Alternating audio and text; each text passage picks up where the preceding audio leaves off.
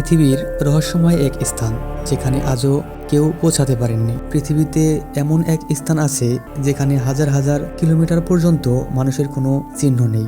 রহস্যময় স্থানটির নাম হলো পয়েন্ট নিমো। আজ পর্যন্ত নাকি এই জায়গায় কেউ পৌঁছাতে পারেনি। পয়েন্ট নিমো হলো প্রশান্ত মহাসাগরের মাঝখানে অবস্থিত একটি স্থান।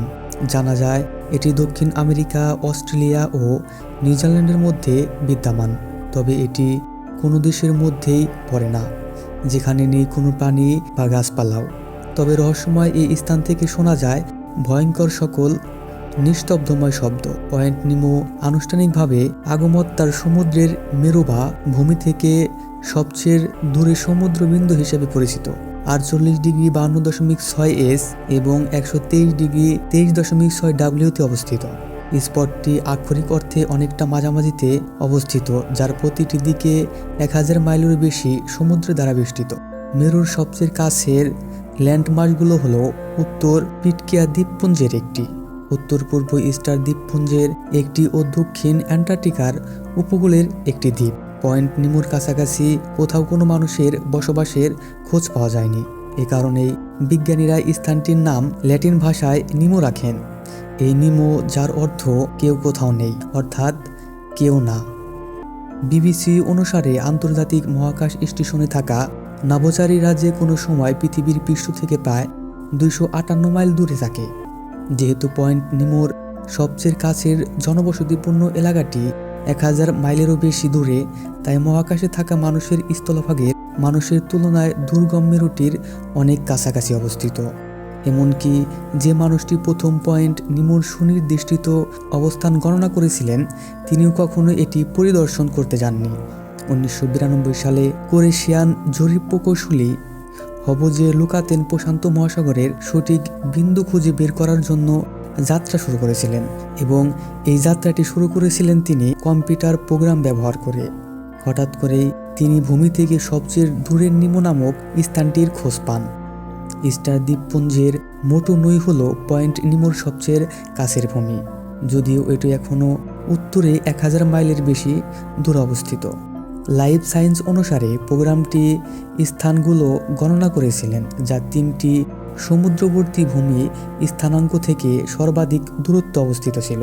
ধারণা করা হয় এখন পর্যন্ত কোনো মানুষ কখনোই পয়েন্ট নিমোর সঠিক স্থানাঙ্কের মধ্যে দিয়ে পৌঁছাতে পারেনি।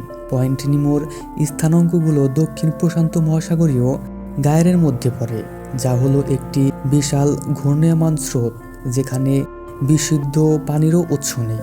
ফলে কোনো খাদ্য উৎস ছাড়া সমুদ্রের এই অংশে বেশিরভাগ জীবন টিকিয়ে রাখা প্রায় অসম্ভবই বলা চলে। যদিও এটি বলার অপেক্ষা রাখে না যে এই অঞ্চলে কিছুই বেঁচে নেই। বিজ্ঞানীরা পয়েন্ট নিমোতে সমুদ্রতলের আগ্নেয়গিরির ভেটের কাছে বসবাসকারী বেশ কয়েকটি ব্যাকটেরিয়া ও ছোট কাঁকড়া নথিভুক্ত করেছিলেন। 1997 সালে বিজ্ঞানীরা সবচেয়ে বেশি অবাক হয়েছিলেন যখন তারা সমুদ্রের মেরুর কাছে রেকর্ড করা সবচেয়ে জোরে পানির নিচে একটি শব্দ শনাক্ত করতে পেরেছিলেন। 3000 মাইলের বেশি দূরে পানির নিচে মাইক্রোফোনের মাধ্যমে শব্দটি ধরা পড়ে। American national oceanic and atmospheric administration এর বিজ্ঞানীরা পানির নিচে এত বড় আওয়াজটি কিসের হতে পারে তা খুঁজে বের করতে ব্যর্থ হন, আর এই রহস্যের নাম দেন তারা দ্য ব্লোব। পরে অবশ্যই জানা যায় দ্য ব্লোব ছিল অ্যান্টার্কটিকার বরফ ভাঙার শব্দ। বর্তমানে পয়েন্ট নিমোর আশেপাশে এলাকাটিকে স্প্যানিশ গ্রেভিয়ার্ড হিসাবে বেছে নেওয়া হয়েছিল। যেহেতু স্বায়ত্তশাসিত স্প্যানিশ স্যাটেলাইট ও অন্যান্য স্পেনের আবর্জনাগুলো পৃথিবীর বায়ুমণ্ডলের জন্য ভালো নয়, তাই বিজ্ঞানীরা এমন একটি এলাকা নির্বাচনের বিবেচনা করেন যেখানে মানুষের বসবাস নেই ও উড়ন্ত মহাকাশ ধ্বংসাবশেষে যাতে কারো ক্ষতি করতে না পারে। CNN এর মতে, সাংবিধিক বিবেচনা করে নাসা 1971 সাল থেকে নিমো নামক স্থানটি স্প্যানিশের কবরস্থান হিসেবে ব্যবহার শুরু করে। এরপর রাশিয়ান মির স্পেন স্টেশন ও নাসার প্রথম মহাকাশ স্টেশন সাইক্ল্যাপ সহ বিশ্বের সেরা কিছু মহাকাশযানের 263টির বেশি আবর্জনা এই অঞ্চলে বিধ্বস্ত হয়েছে। এমনকি 2031 সাল পর্যন্ত আন্তর্জাতিক মহাকাশ স্টেশনটি বিধ্বস্ত হবে। তখন সেটির ধ্বংসস্তূপ ফেরা হবে নিমোতে।